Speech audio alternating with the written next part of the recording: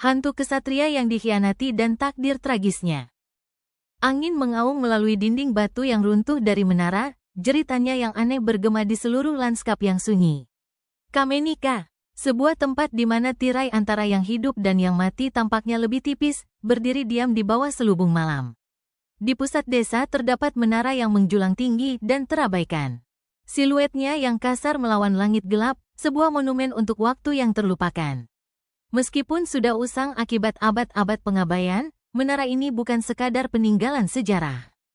Ini adalah tempat yang dipenuhi kesedihan, dihantui oleh roh kesatria yang tak pernah mendapatkan kedamaian akibat nasib tragisnya. Kisah menara terhantui Kamenika dimulai sejak lama.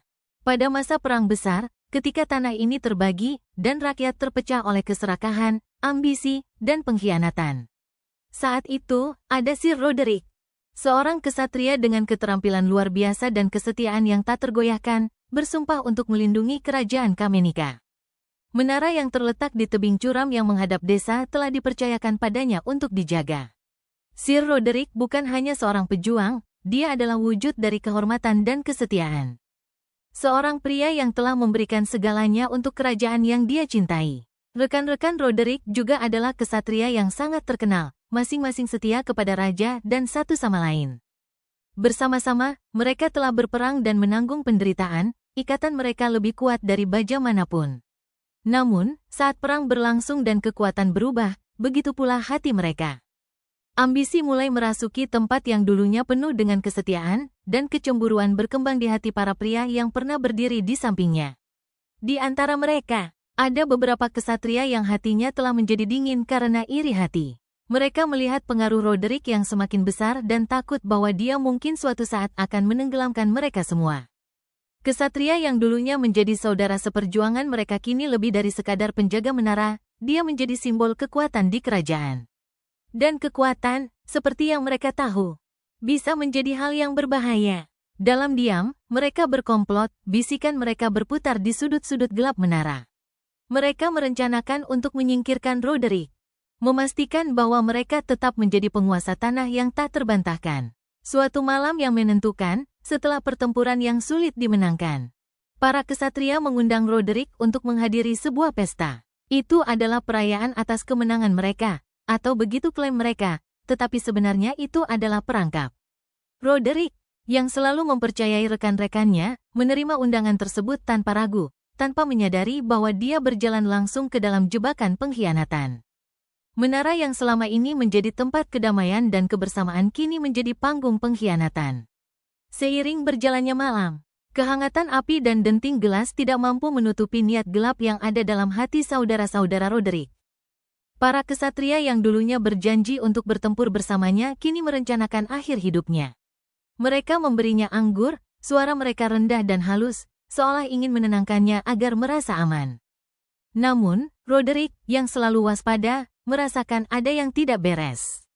Suasana itu terasa salah, terlalu berat, terlalu tegang. Bayangan di sudut-sudut ruangan seolah semakin panjang seiring berjalannya waktu. Pada malam yang gelap itu, pengkhianatan pun terungkap. Tuduhan-tuduhan yang kejam dan penuh kebohongan mengalir.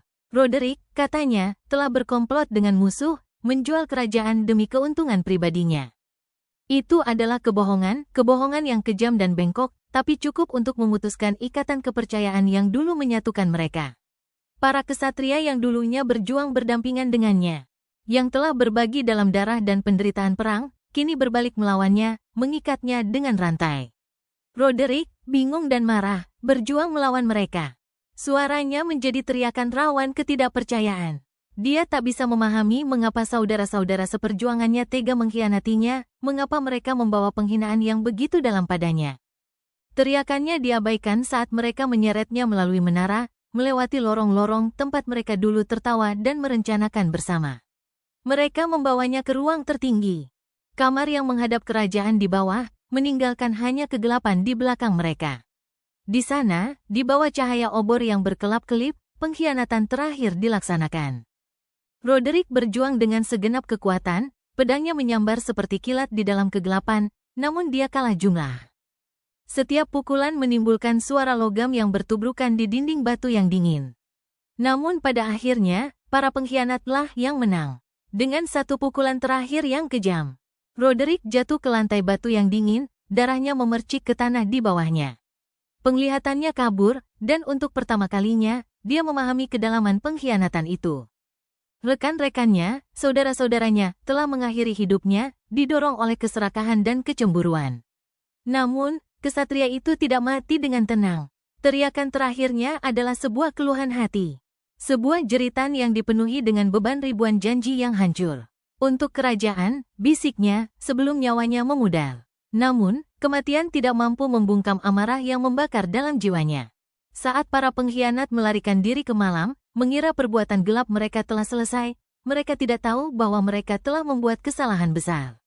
Roh Roderick, yang penuh dengan amarah dan kesedihan, menolak untuk pergi. Ikatan antara dirinya dan menara, yang begitu kuat dan tak tergoyahkan, memaksanya tetap terikat di dunia fana. Hantu kesatria itu, yang penuh dengan dendam, mulai menghantui menara. Rohnya yang gelisah berkeliaran di lorong-lorongnya, mencari keadilan, mencari kebenaran kematiannya yang harus diketahui. Hingga hari ini, mereka bilang menara terhantui Kamenika bukan hanya sebuah reruntuhan, itu adalah penjara, tempat di mana Rosir Roderick terperangkap, terikat oleh kutukan pengkhianatan. Mereka yang berani mendekat pada malam hari melaporkan kejadian aneh. Suara langkah kaki berat yang menggema di lorong-lorong batu. Sebuah sosok bayangan terlihat di kamar menara tertinggi, mengawasi dengan mata yang menyala dalam kegelapan. Terkadang, ada bisikan di angin, lemah dan jauh, seolah roh sang kesatria memanggil untuk balas dendam. Penduduk desa menceritakan kisah tentang mereka yang berani memasuki menara, mencari harta atau pengetahuan yang tersembunyi oleh sang kesatria. Tak satu pun dari mereka yang pernah kembali. Beberapa mengklaim telah melihat hantu, berdiri di jendela, matanya terkunci pada mereka dengan tatapan yang mengirimkan rasa dingin hingga ke tulang. Yang lainnya mendengar bunyi pelindung yang dipasang, bunyi lembut pedang yang ditarik dari sarungnya, dan lari ketakutan sebelum mereka sempat melihat hantu itu. Namun, menara tetap berdiri, tegak menghadapi ujian waktu, sebagai monumen bagi nasib tragis sang kesatria. Di dalam kesunyian malam, jika Anda mendengarkan dengan cermat, Anda mungkin mendengar bisikan lembut suara Sir Roderick terbawa oleh angin. Dia membisikkan kisahnya, sebuah kisah tentang kesetiaan, pengkhianatan, dan dahaga keadilan yang tak pernah padam. Rohnya, yang terperangkap di dalam dinding menara, tidak akan pernah tenang sampai kebenaran kematiannya terungkap. Hingga saat itu, menara terhantui Kamenika berdiri sebagai pengingat yang menakutkan dari takdir tragis sang kesatria dan kutukan yang mengikatnya pada batu.